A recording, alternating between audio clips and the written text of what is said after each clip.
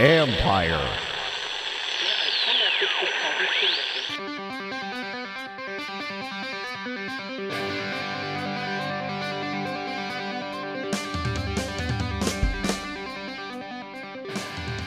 Welcome back to the All Caps podcast. I am AP hockey writer Steve Wino, joined by former Capitals defenseman Carl Alsner.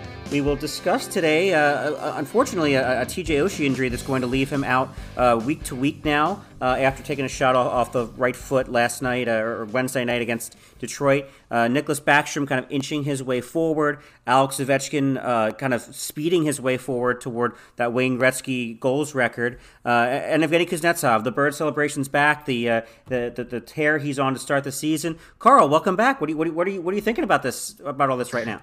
Thanks. Yeah, thanks for having me back. This is good. We're doing it. Everything seems to be going along nicely with the Caps on the ice, minus some of these injuries, including TJ. I mean, that's it's brutal timing, right? With Halloween coming around, and trick or treating is going to be a little bit tougher if all the reports are right that he's in a walking boot and crutches. That's just not something that you want to see. A guy that brings so much life to that team. It's really unfortunate. And yeah, him and Backy both being out.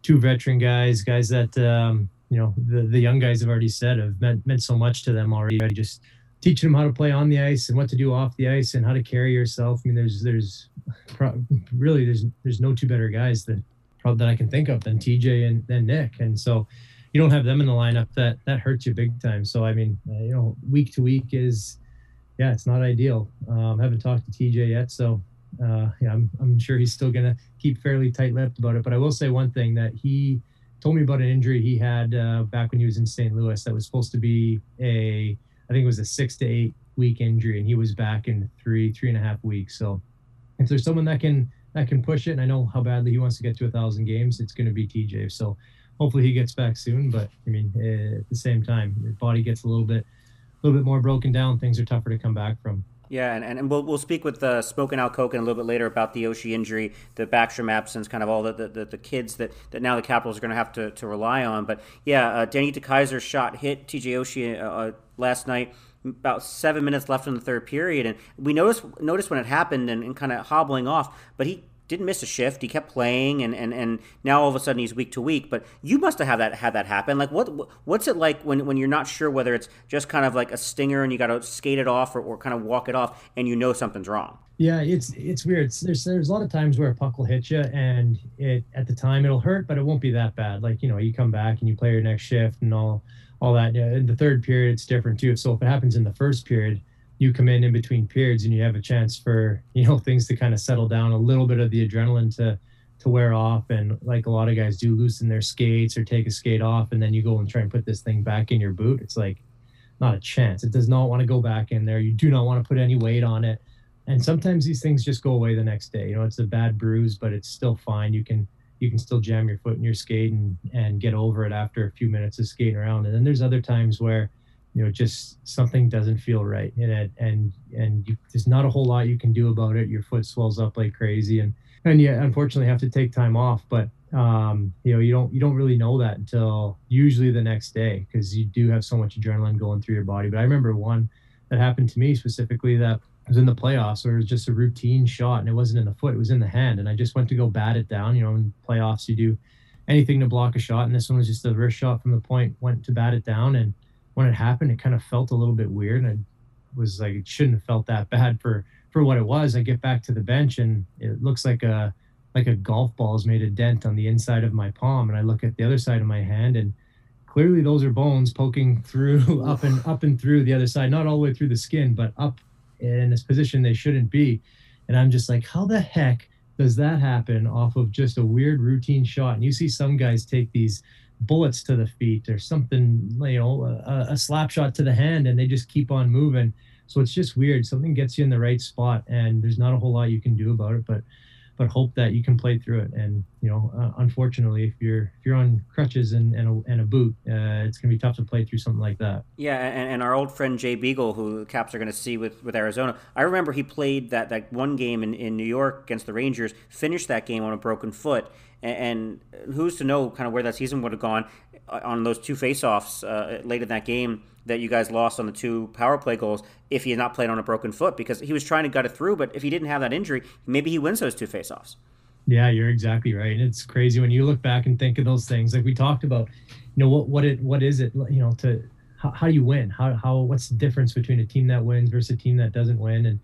And sometimes it's little things like that. Your best centerman that is healthy and can take a face-off and win that draw for you, or a team just that has injuries, but not injuries that they can't play through. It's just weird how that all works. So it's one of those things you look back on and think about. What Beegs played through a ton of injuries. That guy, put his body on the line every single night, and I think that's why he's probably one of the the fan favorites while he was here, and I would assume still just everyone thinking back to what he did for this franchise. So Beegs will be fun to watch. He's always one of my favorite guys to watch, and we always call him the defenseman's worst nightmare. Not only in games but in practices too. We hated going against him in practice because he would never take a drill easy. It's one of those ones where you just want to go through the motions a little bit.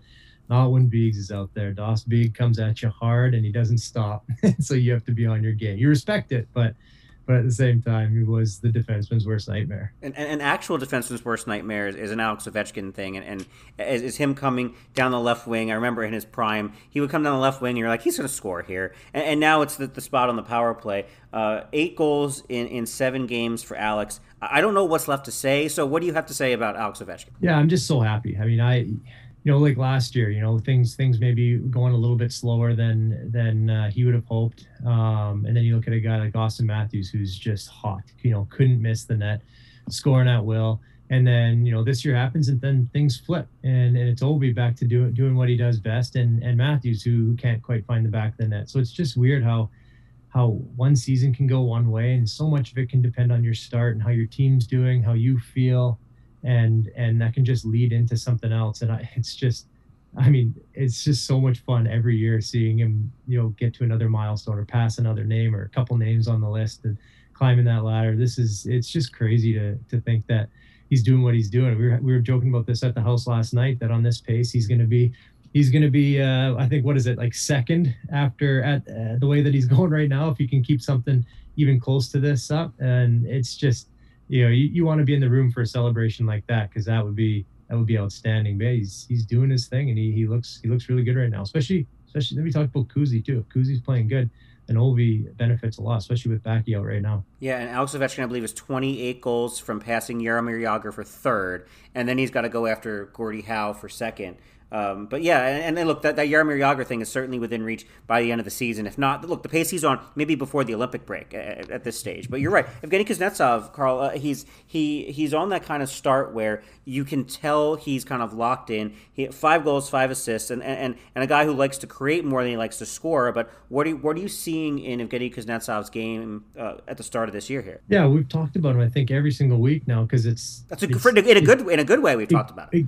No, exactly. It's just impressive, like he's so consistent right now, and he's not having those, where he jokes about having, maybe scoring once every four games, or whatever. He's just doing it, and he's having fun. He's celebrating like he's happy. He seems to be just having a blast out on the ice, and just like I said, you start the season feeling good and riding a high, then you can continue that on, and he's doing it right now. And with another guy out, with TJ out, that just means more responsibility for Kuzi. So, I don't see him slowing down right now. My hope is that he just stays healthy and stays excited, and the team continues to play some pretty good hockey, and then that way he'll play good hockey, and then Ovi will, and then we'll all be happy because we'll be celebrating. So that's what I'm hoping for. Going back to the TJ injury, who in your opinion has to step up now the most? Who are the Capitals counting on to make up for the absence of TJ Oshie? Obviously, you can't replace a guy like that, but who needs to kind of step in and step up?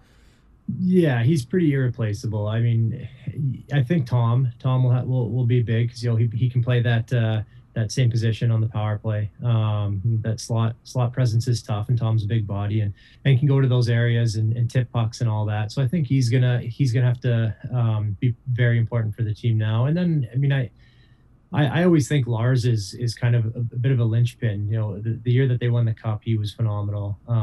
He's a guy that they brought in originally to solidify that third line center role. And I just think that Lars is a guy that can make players around him better as well. He can lug the puck, from the D zone all the way to the offensive zone, which is, not an easy thing to do. And, different skill set than what TJ has, but at the same time, a veteran player that, plays the right way and leads by example. I think both of those guys can make an impact without a doubt. And, making sure someone can fill in for Oshie on the power play is going to be very important, because you want someone to take away the pressure. The guy in the slot on the power play takes away so much of that pressure from Ovi on the backside. And so if that guy is not dangerous, then teams don't worry about him as much. And TJ is so dangerous from that spot. The way he can get the puck off there is just crazy. So I think that having Tom maybe slot in and picking up some of what TJ does will be fairly important. Yeah, and you can't replace a TJ Oshie, and that's pretty obvious. Just missing two consistent players like Nicklas Backstrom and TJ Oshie, that's going to be a big challenge. And I think this is where we're going to count on. Everyone's going to see Peter Laviolette as a coach being able to kind of fill those roles, right? Yeah, without a doubt. You talked about, I think, having success last year was going to be having depth, and the team has depth. It also has a lot of young guys that have something to prove. So, you find someone else that can. You hope that you find someone else that can step up. My biggest concern is finding someone that can still bring the life the way TJ does, because he's always having a blast, always making noise. And we talk about guy being a good room guy, good dressing room guy, and it sounds funny for someone who's never been in a dressing room before, never played a team sport. But there's times where you're in the room and it is just dead, and you're just like, whoa, what's going on here? Like, where's the life? And then there's teams that are never like that because they have guys like TJ that just bring excitement. Matt Hendricks, he was one of those guys. He always had something to say before the game. He would go around the room, tap every single guy on the pads, and he would make some sort of joke up with your number. So if you had a 5 in your number, he would call you a wagon. That was just one of his things. And this wagon term has taken off around the league. And so he'd come around and he'd be like, 2-5 wagon. Go around to the next guy. Oh, here we go. 2-7. Come on, 2-7. Go to Jeff Schultz. I never forget Jeff Schultz. It's so funny because he was 55. So Wags, Hendy, we'd also call him Wags. He'd go up to him and be like, Schultzy, double nickels, you big giraffe, licking leaves all day. And you just go on for like 2 minutes, just nonstop with Schultzy. And he'd always end it with a wagon and smack your pads. I'm surprised he didn't break his stick every time. It was just like, after that, you would die laughing. He would go out, and then he'd reference some WWF, WWE stuff on his way out to the ice. And just like your mind was a little bit off the game, but in a good way, like you were way more relaxed. And then you just went out there and had more fun. So it was guys like that, and TJ's the same way. That you just can't replace a dressing room guy like that. Right, and we're going to have Matt Hendricks on the show at some point. He is the one kind of must we have to have on the season. But right now we have Smokin Al Koken joining us right after this. Welcome back to the All's Caps podcast. I'm AP hockey writer Steve Wino with former Capitals defenseman Carl Alzner, and we are joined by NBC Sports Washington's Smokin Al Koken, who has plenty of stories, some of them that we can get on the air and some of them we can't. Al, thanks for joining us. Stephen, Alzi, very good to be with you. Good to have you, Smokin Al. Anytime we get to chat, it's fun times. I was happy we got to go play golf recently, and man, do I love hearing some of the things you have to say. So this should be a lot of fun. Carl, did you move back just to golf with Smokin Al? Is that the reason? Pretty much, essentially, yeah. I came out in the summer and he told me to come back. He's got a good course in Norbeck to go and play, and so next thing you know, we got our tickets, bought our house, and we were here. Stephen, when I grow up, though, I want to be like Carl Alzner, be able to play golf anywhere, anytime, get all the invitations. That's what I really want to be when I grow up. That's living the dream. That's what we call living the dream, actually. Absolutely. One quick hockey question before we go telling stories, Al. Just your thoughts on kind of the state of the Caps right now. TJ Oshie out week to week with this lower body injury. Still no Nick Backstrom. Kind of where do you see things with this team right now? Well, when you hear week to week, that kind of scares you a little bit. You always hope it's one of those things what'll happen with Nick Dowd, a lower body injury, miss a game, and he's back in there. But week to week makes it sound like it's definitely going to be a serious injury. And also, too, the Caps have done an amazing job of kind of covering up for the loss of Nick Backstrom. I think a lot of credit for that obviously goes to the amazing start that Yevgeny Kuznetsov is on. He's really carry the team in so many different ways. And then you've got the young centers, McMichael and LaPierre have stepped in and done a nice job. And of course, Eller and Dowd are mainstays. But TJ Oshie has just been playing great. I got called into emergency duty, in case of emergency, break glass when Joe B got a little food poisoning on Monday in the Ottawa game. And I'm watching and doing play-by-play, calling 12 goal calls, 3 of them to TJ Oshie. And he's just been so good this entire season. And when you talk to McMichael and LaPierre, they can't stop talking about how much TJ Oshie playing with him, talking with him, the influence he's had on these young players. So that's a really major loss. I think the Capitals can withstand it.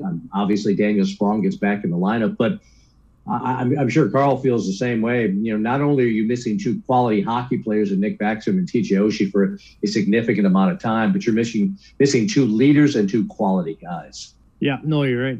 It'll be interesting how they bounce from this, because Oshie is obviously doing what he does on the ice, but man, that guy is so much fun in the dressing room. Everybody's seen his antics, before the game in the tunnel, before the guys come out, or if he's doing all his stuff with Tom on the ice and warm up. Like, this guy is a heartbeat of the team, even just before the game. So you're right, it'll be an interesting one. But that's good. That's enough about the Caps right now. Let's talk about Al. We've been hearing a few things. Of course, you got to go digging before you have a guest on, and especially one like you. And we got to talk about, first of all, you replacing Gordie Howe. Give us a little bit more information on this. Break this down for us. Well, there may be a couple dots removed from that, but essentially, Home Team Sports started up in April of 1984. And right out of the gate, it was a pretty impressive operation that they were going for opening day. They had opening day for the Baltimore Orioles. They were going to then have the first Capital playoff game against in that series against the Philadelphia Flyers. And then they were also going to do a delayed broadcast for the then Washington Bullets. So 3 games, and you've never ever televised a single event on Home Team Sports at this point. So it was a rather very ambitious opening day. So Mike Fornes was the play-by-play voice, and Gordie Howe was the color commentator on that. So the Capitals ended up beating the Flyers in that best-of-5 series. And Gordie goes to Home Team Sports and basically says, I'm not going to work the next round. It turns out he was really only agreeing to do it so he could watch his son Mark play for the Philadelphia Flyers. So once Mark got bounced out of there, Gordie said adios. So in a pinch, they called Sal Messina, who was a radio analyst for the New York Rangers at the time. He did the next series, and the Caps got eliminated. Then the very next year, for the first full season, I got hired to do color commentary alongside the great play-by-play voice of Mike Fornes. So technically, I replaced Gordie Howe as the permanent color analyst on Home Team Sports broadcasts. Essentially, you owe Gordie Howe for giving you that start. Right. Exactly. Imagine if Gordie said, hey, this is great. I think I'll do this full time. I'd still be probably slinging drinks in Georgetown. So that's I definitely appreciate Gordie Howe. And by the way, a quick side note on all this is the gentleman who was doing the between periods interviews and kind of hosting the pre and post game show during that very first game was none other than Larry King. They had Larry was up there at Memorial Stadium and did the Oriole opener, which got rained out, by the way. So again, think about this for Home Team Sports. Usually once you've had a number of broadcasts, you've got something in the business known as in the can that you can always play a best of or a repeat or a bunch of different features if you have during a rain delay. This was the first day they were on the air, so they had none of that. So they basically had Larry King interviewing anybody and everybody, groundskeepers, anybody they could shove in front of Larry King and the TV camera that Larry did. But then they had to break him down to get him down from Baltimore down to Landover to do essentially the same thing for that very first Capital playoff game. So Larry King was part of that very first Capitals broadcast, and then did it as well periodically for the next couple of years. That's yeah. We'll thank Gordie for having you as part of the kind of Capitals environment. There you go. I want to get back to the Joe B thing. We know Joe B is all right, but how frantic was that for you to kind of step in Monday for that Senators game? It was very frantic. I get a text message from our executive producer, game producer, Ryan Billy. And he says, can you call me at 11? I'm like, okay, I'm thinking maybe it's, something to do with the broadcast that night. And so I call him and he goes, we just talked to Joe B. He's not feeling very well. Would you be able to do the game tonight? I go, yeah, I'm scheduled to do the pre and post game show anyway from the studio. So I'll be there. And he goes, well, we'll let you know as soon as we know. So I kind of started to scramble around.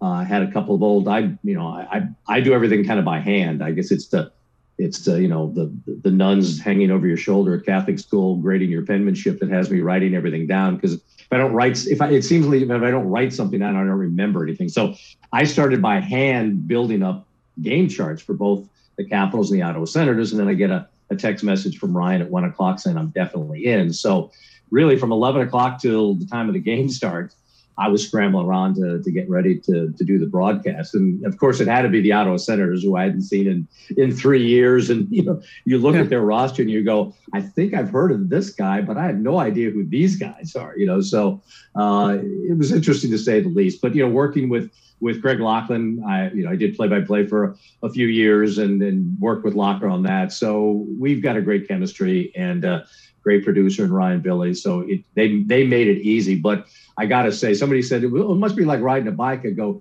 yeah, it's like riding a bike if you're doing it on the Autobahn at rush hour. It just comes at you so fast. But it was fun. We're glad Joe B is back. But it's I've had that a couple of times where I've kind of gotten the in case of emergency break glass call, and it's always a hectic and entertaining day. And we all know how much work kind of Joe B puts into kind of preparing for these games. But Carl, can you name how many guys on the Ottawa Senators right now could you actually name?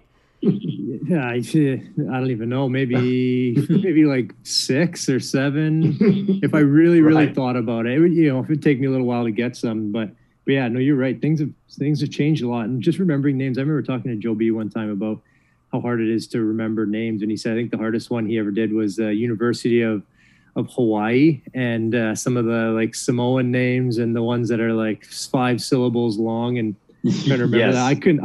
I don't know how you guys do that. That's what I was going to ask you. Like, I know for me, because I'm just starting to get into some of this analyst work here, but do you have a preference? Like, do you prefer doing stuff that's more in studio, pre and post game, or do you like doing the play-by-play when you're actually in the action and, especially when you can be at the rink and watching it? What do you prefer?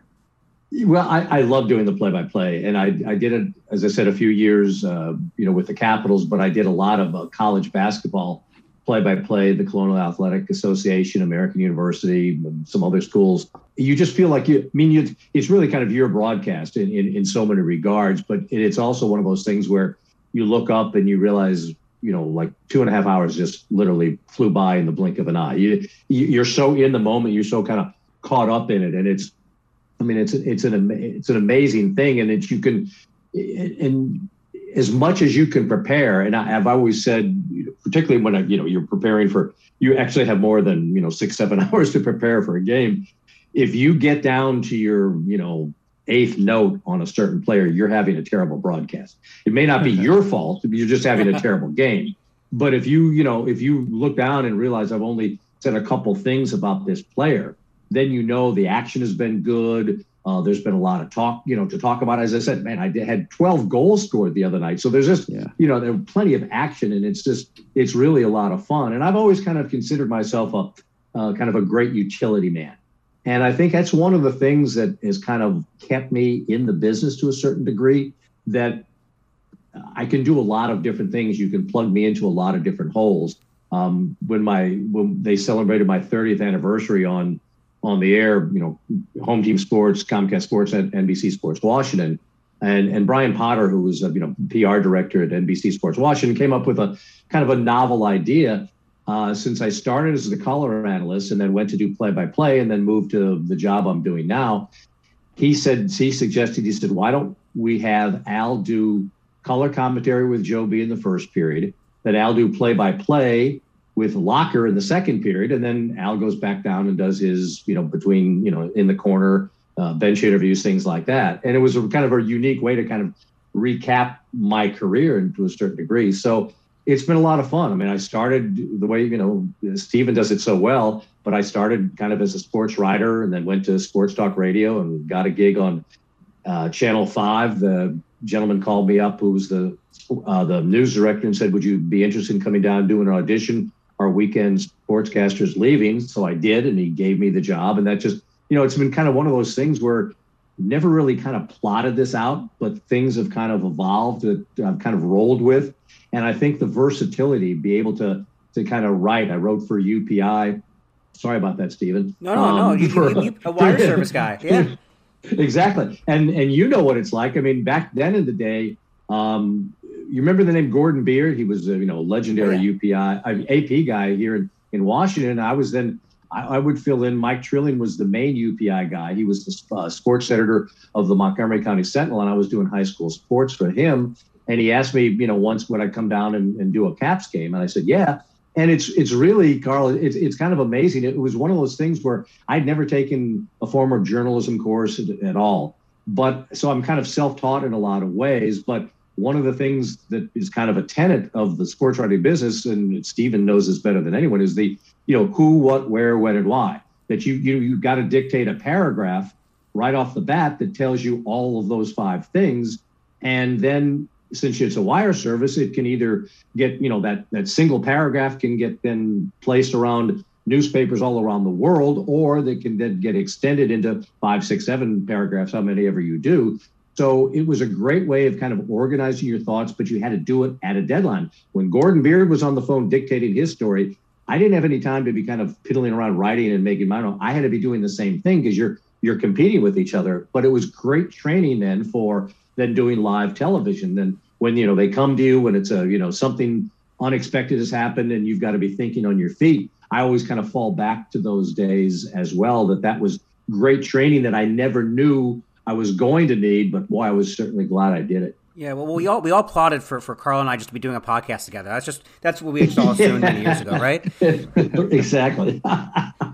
Before we let you go, Al, we heard a story about you sneaking into a James Brown show in St. Louis at age 13, and this must be a peak Smokin Al sort of tale.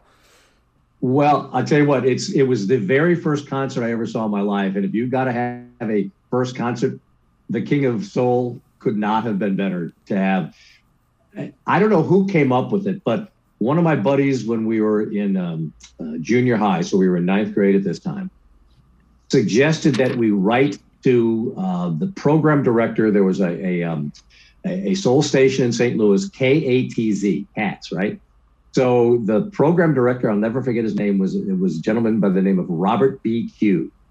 And so my friend wrote and somehow finagled to get us press passes. Right, we were from a newspaper in Kansas City, and he arranged to get us press passes.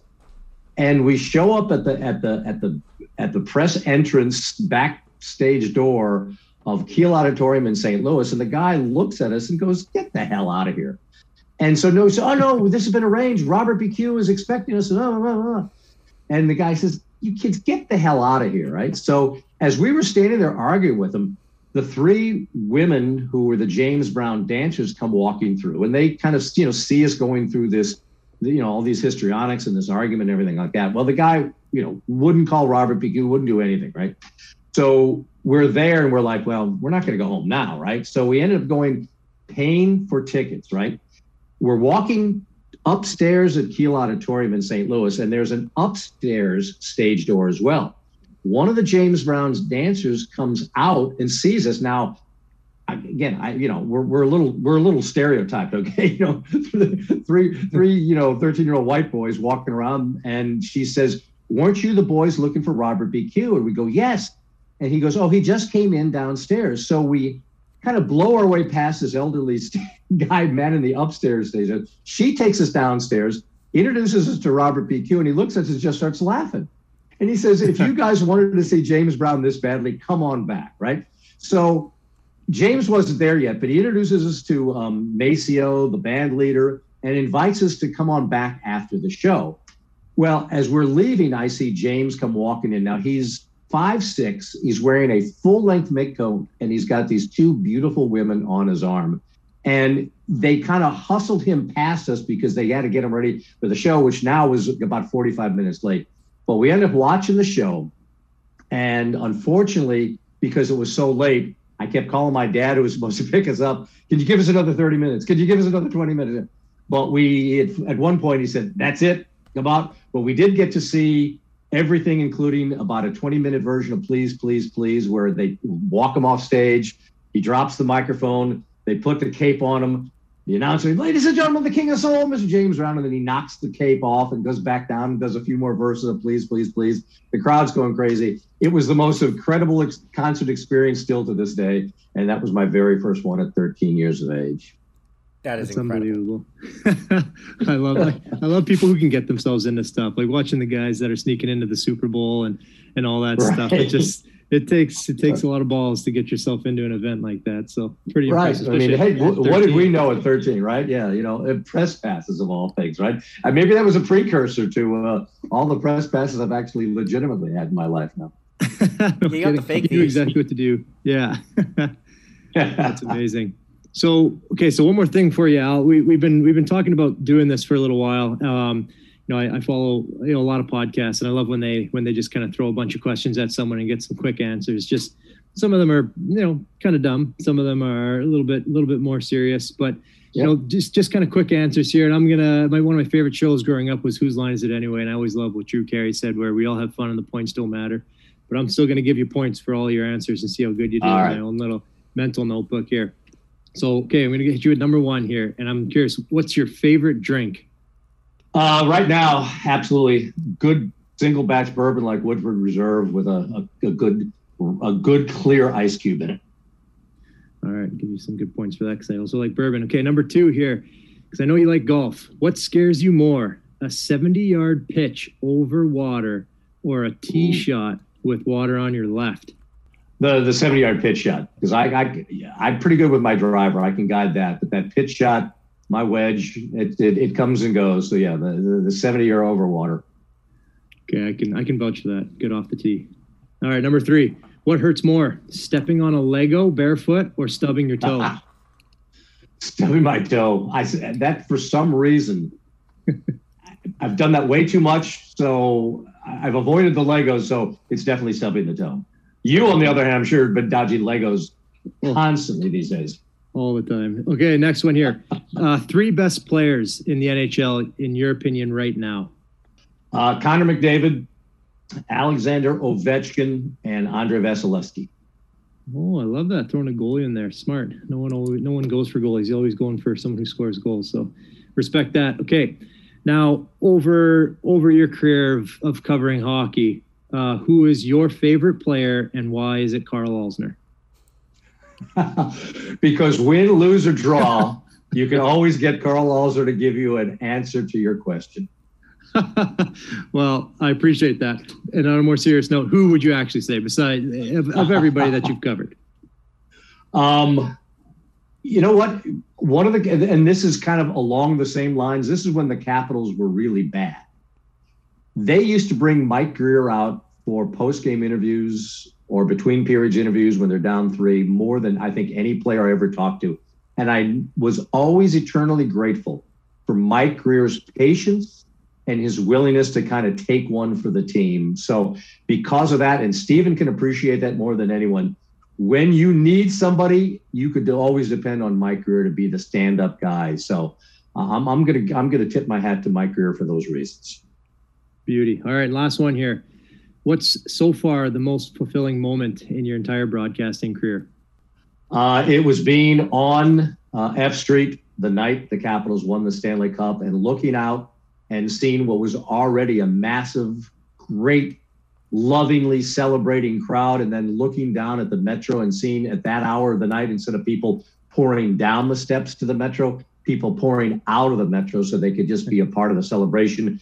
And there was no nonsense. Nobody turned over any cars. Nobody set any fires. Nobody broke any windows. You looked out. It was every age. It was every ethnicity. It just was a fantastic crowd celebrating a long-awaited championship in D.C. And I'm sitting up there on this stand, doing live TV, looking out over that scene. I'll never forget it. And it was the greatest moment of my broadcast career.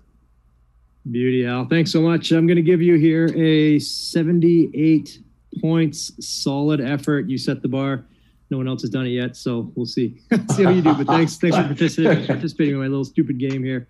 I've always wanted to ask these questions. These questions always come at me, so it's fun to give them to somebody else. So appreciate that. Yeah, well, my pleasure, man. You were the first at this. You won't be the last. Smokin Al Koken, thanks very much for joining us. Stephen, Halsey, my pleasure. Good luck with the podcast. Thank you. We will be right back with talk a little what's ahead for the Capitals in the next couple of weeks and months, and some more stuff going on with this team. We'll be right back.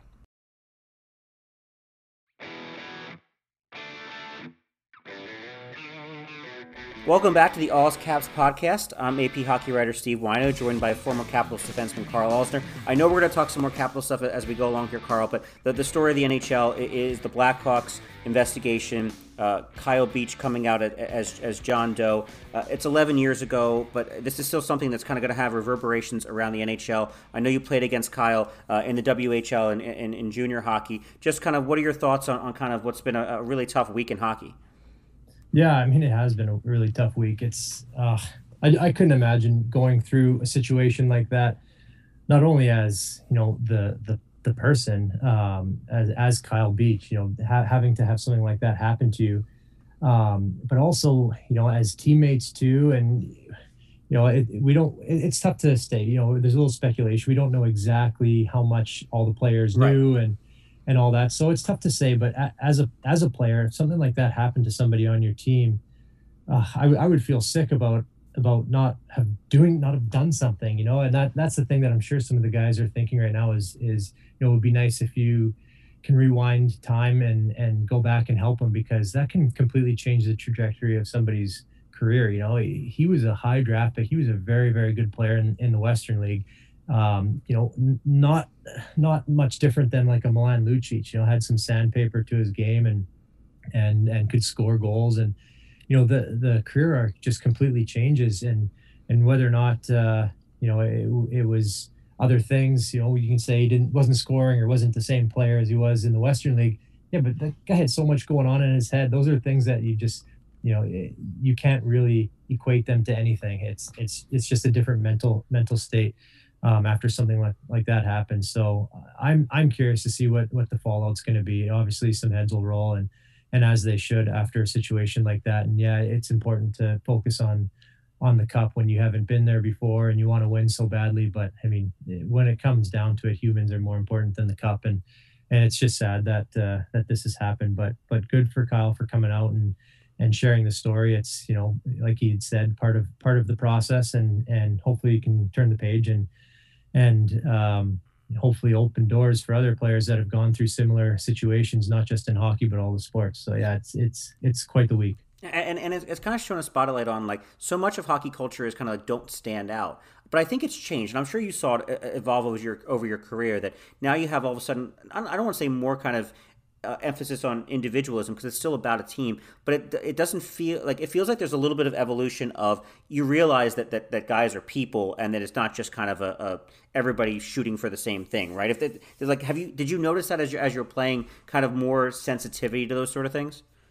Yeah, and I've noticed it a lot over the last few years too. And guys have come out with you know, talking more about mental health and addiction and this and that, and that's something that, I mean, it's really, really hard. Like, this is not something where, you know, you come to work, you'd work, and then you punch out and you don't think about it. Like, this is something that goes through your head all day long. You know, you want to play good, you're wondering why you don't play good, coaches on you, fans are on you, you know, you expect more of yourself, and then it just snowballs into something else. And the mental health side is so important. And that, I think, is why, you know, it's really nice that people are starting to speak out about all these things, because you don't, you know, so what, it you know, makes you have to, well, I shouldn't say so what, but, you know, you're gonna have to talk about it a little bit more. Yeah, that's one of the things. But if that conversation that you've had with someone helps one other person, two other people, just because you've brought it to light, then that's huge. That's really, really huge. And we're hearing so much about it now. And you know, I'm just happy to listen to the stories, so that, I've got kids now, so if they ever go through something, then hopefully you can see the signs and help them out a little bit more. If you ever get into coaching, there's so many different ways that it can help you down the road somewhere in life. So yeah, it's I'm sad for guys that have gone through it and are going through it, but I'm also happy that they're starting to talk about it. So we'll see if we can get better. Absolutely, and there's obviously no easy transition from that to hockey. But Nicholas Backstrom skating in gear now, probably not going to be back by that November 6th date. But how much are you looking forward to seeing Nick take part in practice? Like, how happy of a day is that going to be? That probably from coming back from injury, what that's like being back on the ice, even in a no contact jersey for the first time when that happens for Nick. Yeah, that's going to be exciting. He's going to get a few stick taps, I'm sure. Everyone will be excited to see Backy out there. He's a great guy to have in the room, great guy to have at the rink. So they'll be pretty fired up when you get somebody with that that amount of leadership and that amount of talent. I'm sure some of these young guys are probably so fired up just to see what Nick is like in practice and in games and stuff. So yeah, it'll be good. It's can't happen soon enough, but the guys are doing a pretty good job of still playing well and being in all these games. So picking up points while they can, and then when guys can get healthy, hopefully the rest of the team also can stay healthy, and then they'll be off to the races. But yeah, Nick is I'm eagerly awaiting some Nick Backstrom sauce passes to watch in these games. Every time I think of Nick now, I think of the great commercial with Alex and Alex's wife, and I really hope Jeff Halpern's watched that commercial by now. Yeah, no kidding. That was a good one. It's funny, actually. It's interesting because I saw on the highlights. I think it was in Vegas with an empty net goal. Passing it back and forth. Back and forth and talking about how the one guy stuck his stick in right at the last second to get a stick on it. I mean, that's something that makes me think of Backy too. And not that he stuck a stick on an empty net goal, it's just the fact that he didn't touch it. He didn't want to take the goal the one time. He'd rather just try and shield a puck and let somebody else get it instead of him even touching it to get an assist or anything. And that's just just another one of those things that shows how unselfish he is. And I could see him shaking his head if you would have saw that highlight the other day. Yeah, that was our old buddy Chandler Stevenson too, who is the Vegas Golden Knights leading scorer. Oh, seriously? Oh, well, then in that case, yeah, he's trying to get a few more goals. I don't know, but it's interesting to see. Evgeny Dadonov actually vultured that goal from him. Dadonov put the stick on the goal line. They kept passing it back and forth, and then Dadonov kind of vultured that goal from him just at the last second. Like, well, I guess Dadonov's in a contract year, and Chandler's signed, so he should take it. That's true, and it's funny that you say that about contract years. When I got to Montreal, and we had we had one young guy, Victor Mete, and I remember there was a couple times where I was just coming off the ice as we scored. And he was stepping out on the ice and he would stop. It's what you do. You stop and turn around, and let the guy get his plus. And I'd always be like, nah, just take the plus. You're a young guy, you got a contract coming up. I got 5 years. I'm solid. And every time any one of us defensemen would come back, we'd make sure we let Victor go out there and get the plus if we could. So it's kind of funny how that works. Do players really care about the plus minus thing? Because I know this has been a very hot debate on like hockey Twitter and hockey media over the last I wouldn't say 10 years. Is that plus minus is a stupid stat? Do players still care about that? Yeah, I think they care about it because it's a bit of a stupid stat. It bugs you that you can be that much of a minus, or I've always been bugged that you don't get a plus or minus if you're on the ice for a power play goal or penalty kill goal, but you do if the net is empty. It's like it's the exact same thing. Why is it different? Because you get some guys, especially the offensive guys, if you go out there for the the 1 year in Montreal, the first year we weren't very good, and Jeff Petrie was out there all the time for the empty net, and we'd get scored on a lot with the empty net, and he took probably, I don't even know, 7 to 10 minuses just with empty net goals. And it's like, you feel bad for guys when that happens. We always laugh that whoever's the leading plus minus guy on the team gets the green jacket because of their worse, their bad stats. But at the same time, it's kind of I don't know, it's kind of silly. You can have absolutely zero effect on a play and still get a plus or get a minus. So I think we could do away with it. There's so many other stats now that people are more into that they feel like is, tells a better tale, I guess. So I don't know. I watched it closely because, as a defenseman, you have a direct result in keeping pucks out of the net most of the time. So for me, I paid close attention to it, but at the same time, I wouldn't be upset if it was never there again. You remember in 2009-10 that you brought up, Smokin Al brought up Jeff Schultz. He was a plus 50 during that 09-10 season. Yeah, that was insane. That was the year Greeny, I think, had 30, right? That was the year Mike Green scored 19 goals that year. Ovi scored 50. Alex Semin had 40. Okay, yeah, everyone was scoring. You get one. Literally everyone was scoring. Yeah, no, that was huge. I think Schulte signed a big ticket right after that too, and it's something that can really help guys if it's good. But I don't know. It's just a weird stat, but I remember that was a really fun year for the Caps. I'm sure everybody liked it. That was like height of the cardiac Caps, no? Like when games were like 6-5, 6-4, and it always came down to the end. Get up 4-0 in the first period and then shut it down and just ride it out until the last 5 minutes of the game. Yeah, good times. Yeah, and for those of you who don't know, Karl Alzner was a plus 23 in his contract year with the Capitals to get that Montreal deal. Yeah, it helps. It doesn't hurt. It can help. Yeah, if you're on a good team that scores, it helps. Yes. One more thing before we wrap up here. The loss to Detroit in overtime on Wednesday night. Just going into the Coyotes game and beyond, what are you looking for out of this team? Kind of rebounding from that, the OT loss against Calgary. What are you looking to see out of this team in the coming days and weeks here?